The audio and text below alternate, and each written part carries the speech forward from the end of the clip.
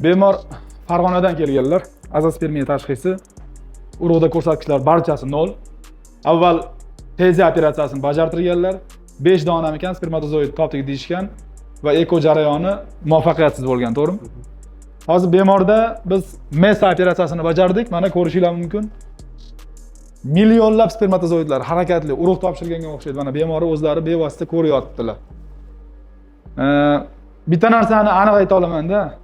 Bu azospermiya bo'lsa, tuxumini ochib, kesib bir parcha olish bilan ish bitadi degani emas.